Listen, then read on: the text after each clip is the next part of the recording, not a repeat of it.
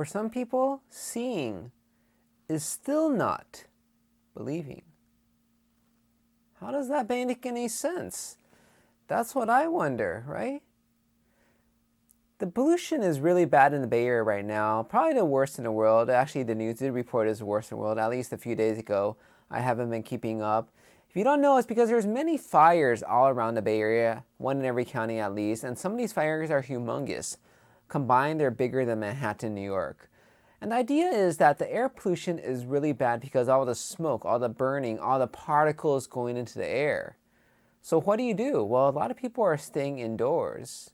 They were running their air conditioning because it's really hot. We had a heat wave last weekend and lightning storms, which probably caused all the fires. But the idea is that for most people, seeing is believing. They see the sky. In the morning, you already see this sort of haziness, this almost golden hour, this light that's coming more at an angle. That's when photographers like to take pictures because it sort of glows more. But this is the morning. The sun shouldn't be like that. Midday, it's not too bright. And then in the evening, it gets dark pretty early. Well, because there's a lot of stuff in the air blocking the sun already. And you would think seeing is believing. I would think so. I see the haze, the abnormally beautiful sunset, and it's like, oh, better keep my windows rolled up, recirculate the air. I don't want it to get inside, all this smoke and stuff. And I could feel it when I go outside. And I could feel the past few days my throat is more scratchy. And I believe.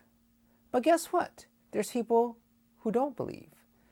I mean, I don't know what they think when they look up and see all the smog when you can't see the mountains very well. What else can it be other than smoke? It's not clouds. We don't have clouds in the summer anyways. This is California. It doesn't rain in the summer. And anyway, it's definitely not going to rain right now. It would be good, right, if it rained. And then, are they waiting to see whether it affects them? Maybe they're not as sensitive as me. Maybe it doesn't affect them. Their throat doesn't get itchy or scratchy. Maybe they're just used to it. I saw one guy a few days ago when everybody was wearing a mask, and he was standing outside not wearing a mask, and he's Indian. And I wonder if it's because he's from India. And this amount of pollution is just normal. Because I've been to Delhi in the winter, and yeah, it's very foggy is what they say, but we all know it's just smog. So they don't feel it. They're not sensitive. When will they believe it? When it actually hits them and they have a fit of cough? When they can't breathe and they're choking because you're actually inside a smoking building that's up on fire? What is it about people? What do they need to believe? That the air quality is bad. You could see all the news reports. You could see all the maps showing the air quality index. I mean, I have a particle counter here. If you want to borrow, you can measure the particles in the air. Probably break my machine with all the smoke and stuff because you're not actually supposed to measure that much with these very sensitive counters. But what do they need to believe? See, I think that it's sort of about feeling in one sense. You feel like it's bad, right? And some of it's like you see the smoke coming, wafting from the fire. You feel sort of the spark, the heat. Then you're like, oh, it's pretty close, pretty dangerous. Yeah, that's bad. But when you don't feel it, when you just see it, is that not enough? Seeing is not even believing. You need to feel it too. You need to feel the effects of these smoke particles in your lungs. But if you're a smoker, then they're not going to bother you. You're used to all the smoke coming in. But pollution is still bad for smokers.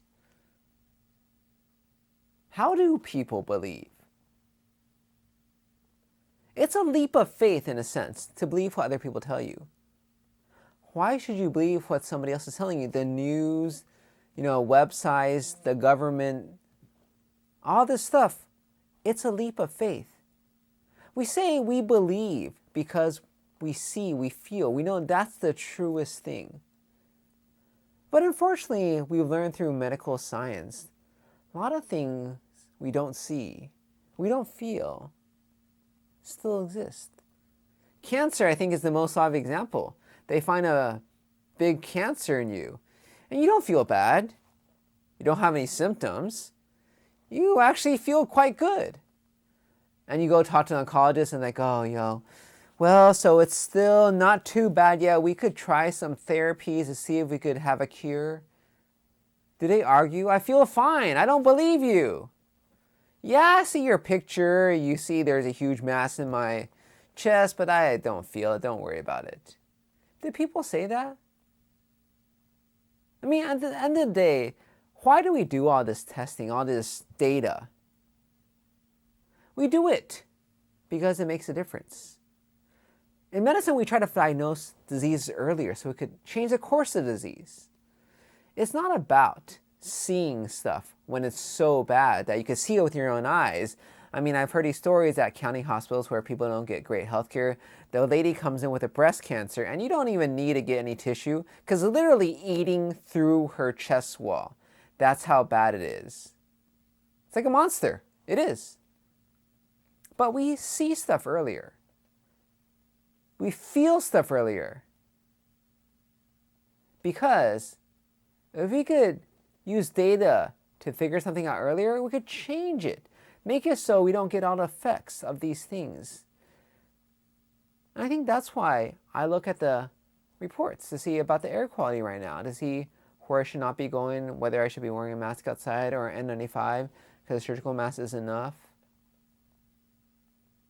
But still, there's people for whom seeing is not believing. And I think for them, actually, feeling wouldn't be believing either. It's like the coronavirus people who deny it until they're on deathbed. And it's like, oh, I guess it exists. By then, it's too late.